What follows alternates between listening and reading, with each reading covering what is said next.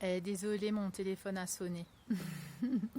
Et comme je ne peux pas éditer la vidéo, je vais continuer comme ça, je vais faire 2 vidéos. Donc voici la deuxième partie.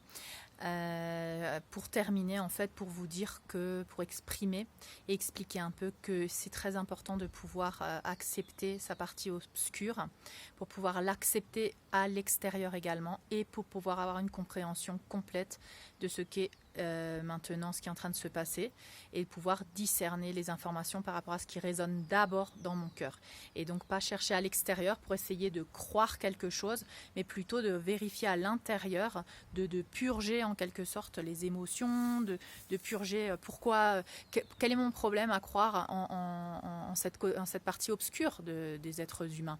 Quel est mon problème de croire en cette partie obscure à l'intérieur de moi. Parce que moi j'ai dû regarder ce criminel à l'intérieur de moi, j'ai dû l'accueillir, j'ai dû le prendre dans mes bras, j'ai dû le pardonner, et c'est comme ça que j'ai pu le transmuter. Donc si je ne peux pas accepter cette obscurité à l'intérieur de moi, je ne vais pas pouvoir l'accepter à l'extérieur. Et donc je vais toujours être en train de trouver des excuses. Donc quand quelqu'un va venir et va m'expliquer un truc horrible, je ne vais pas pouvoir l'accueillir. Je ne vais pas pouvoir dire je comprends ta douleur. Je comprends vraiment. Je vais commencer à trouver des excuses, mais c'est pas possible, est-ce que c'est pas parce que telle chose, ou est-ce que c'est pas simplement juste être là et accueillir parce que ça fait partie du jeu de la lumière et de l'obscurité. Aujourd'hui, ils cohabitent en ce moment-là. Il y a autant de lumière que d'obscurité. Autant la lumière elle est grande, elle est belle, elle est amour, autant l'obscurité elle est atroce. Donc il faut pouvoir je pense, s'aventurer complètement dans l'obscurité de notre être et du monde ensuite pour pouvoir transmuter ces deux énergies et les harmoniser. Parce que sinon, ça ne va pas être possible. Je sais pas, j'espère que vous comprenez ce que je veux dire. Mais en tout cas, voici le travail que je pense qu'il faut faire à l'intérieur de nous pour pouvoir ensuite accepter cette réalité à l'extérieur et pouvoir transmuter tout ça.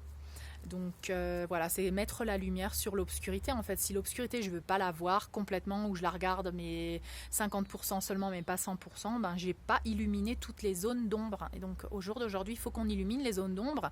Et c'est bien joli de dire la lumière et l'amour et tout, mais ça c'est bien pour les gens qui sont allés dans l'obscurité. Ça c'est bien pour les gens qui sont allés voir leurs démons, qui les ont regardés en face et qui sont pas en train de les nier ou de minimiser. Parce qu'on a le droit, même l'obscurité, elle a le droit d'être reconnue. Voilà, c'est l'amour qu'on porte à l'obscurité, c'est tout. C'est l'amour inconditionnel, elle va des deux côtés. Si t'es gentil ou si t'es méchant, quoi. Mais je suis obligée d'aller regarder cette obscurité et je recommande vraiment à tout le monde d'aller voir les choses les plus obscures à l'intérieur de vous, les choses qui vous dérangent le plus. Mais pointez le doigt là-dessus, allez-y. Allez-y et allez-y encore jusqu'à ce que vraiment vous regardez ce que ça éveille en vous, la colère, l'injustice, la victimisation, la souffrance, la répression d'un enfant intérieur, des vies antérieures où on a été réprimé, abusé, maltraité, où personne nous a défendu, on ne s'est pas défendu nous-mêmes, personne nous a défendu. Ça éveille tout ça. Donc au jour d'aujourd'hui, c'est accueillir ces parties de nous qui ont été réprimées, qui n'ont pas été écoutées, les aimer inconditionnellement, pas leur dire oui mais c'est pas grave, c'est passé, ah, mais tu es fort. Non, c'est vraiment les accueillir sans jugement aucun, Donc voilà ce que je recommande en fait pour pouvoir discerner correctement.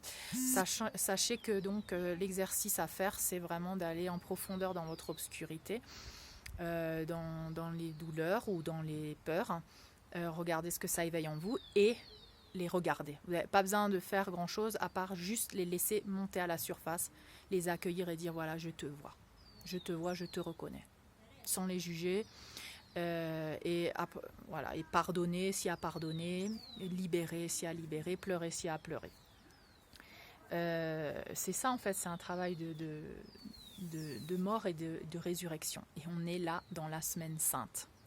On est là dans la semaine sainte de la mort et de la résurrection de Jésus. Donc c'est pas un peu symbolique tout ça?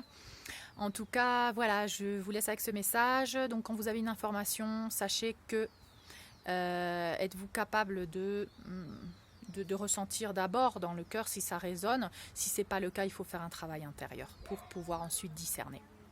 Voilà, je vous envoie plein de lumière, plein d'amour et continuez de briller.